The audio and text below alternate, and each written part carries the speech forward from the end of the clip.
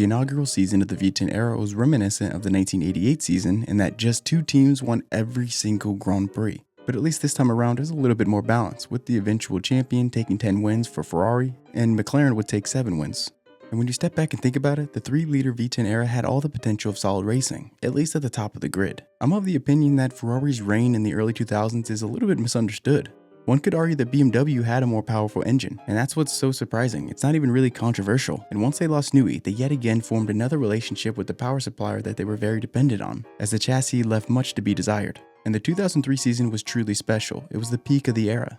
Williams and McLaren would hit their stride finally. The teams, led by the young talents of JPM and Raikkonen, were actually keeping pace with Schumacher, relatively speaking. They'd both also notched their first wins of their career. But it's a remarkably tall order to ask them to compete with a driver who was on the verge of breaking El Maestro's nearly half-century-old World Drivers' Championship record at 5 titles. While 11 points separated 3 drivers, the details reveal a young Raikkonen with scary inconsistency was almost Schumacher's undoing, despite winning 5 more races than the Finn. The 3 retirements for JPM and Kimi would be the major headwinds to their ability to challenge. But this was as close as really anyone got in this era. You never really felt that anyone got the drop on Ferrari, a team that was sound not just in the driver and car, but also their personnel. And of course everyone knows of the Dream Team, but this would extend far beyond that, as some of the most iconic names in motorsport would all fall under the Maranello umbrella during this reign. And I think I've identified that precise moment that was the unraveling for both of these teams. Midway through this era, the technical regulations would shift to ban both automatic gearboxes and launch control, with the regulations exposing the cars more and more to the bare bones of what they really were. The desperation to find some way to uproot Ferrari's dominance led to some overzealous designs by both of the previous year challengers.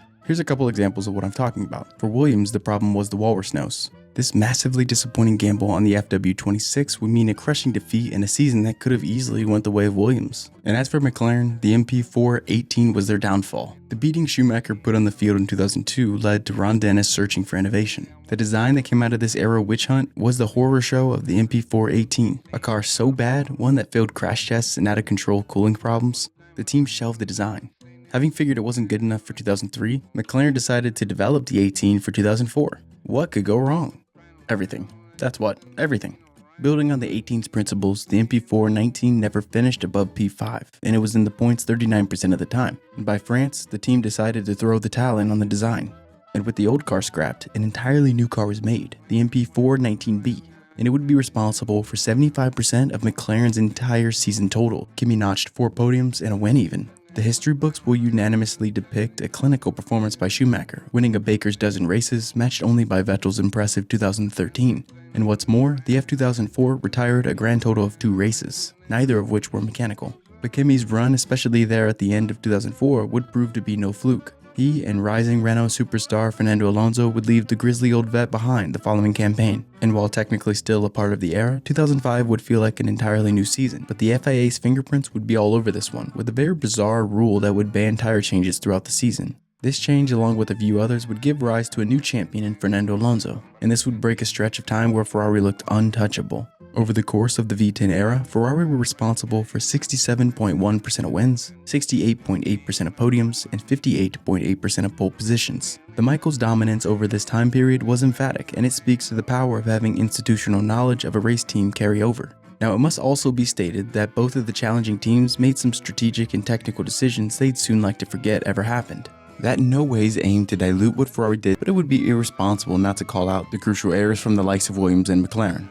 But 2006 was yet another change in F1. Thankfully, the tire change rule made its exit, but more importantly, after 6 seasons with the mandated V10 engines, further engine changes were on the horizon for the grid. The V8 era. Renault would take a page from Ferrari's book and begin a run of their own that would be cut short by Alonso's move to work for Ron Dennis in 2007. Given how extensively I've covered the transition from the V8 to the V10 era, I'll spare you another retelling. The rest of the V8 era was under a freeze to accommodate waning outlooks on the viability of the sport. The FIA cleverly dubbed this engine homologation. It would begin in the penultimate round of 2006 and all the way through into the implementation of KERS.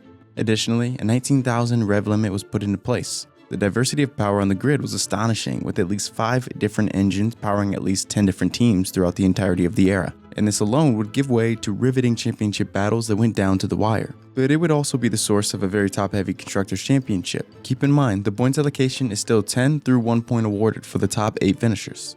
The 2007 season also ushered in the banning of traction control, another moving part of the story that disproportionately affects the slower end of the field. It also saw the tire supplier market shrink to just one. While not the flashiest of titles, Ferrari did take 2 of the contested 3 championships as a team this era, with their only loss notched in the closest Constructors' Championship in the history of the sport, as measured by percent change in points. The Kurz era. The global financial crisis led to the withdrawal of BMW and Toyota, but ushered in the return of the Cosworth engine. But a return to slick tires as well as the introduction of the Kurz system would massively shake up the grid. Engines were also further tuned down to max out at 18,000 revs. The new Braun GP team had adapted best to these new stringent regulations, and proof of this would be Button racking up more than double the points of the next nearest car that wasn't his teammate. And while the season did feel a bit like a one-off, it was an incredible season to watch nonetheless, and to this day is still one of my favorite season reviews. Another change to the point system would have an impact on the allocated spread and the subsequent championship margins, which can be seen today with the awarded amounts ranging from 25 for a win to 1 point for a P10.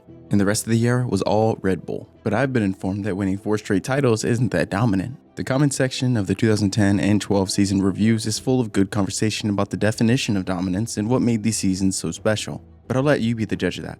The fact remains that despite the other team's best efforts, Red Bull took each attack in stride and did enough to win in changing circumstances with a car that was either blessed by the racing gods or cursed, depending on which season you're talking about. And while Sebastian Vettel drove phenomenally in 2013, I'm required to make one caveat to this. As per the standard arrangement, depending on how large the FAA overhaul of the impending regulations is about to be, teams will abandon the current era regulation just to prepare for the next. Most teams were now gearing up for their challengers to be fitted with the latest turbo hybrid era technology that would begin in 2014. But one team above them all was more prepared than any, and it just so happened that they had the help from someone who got it right in the last era change as well. I mean, I guess a few era changes technically.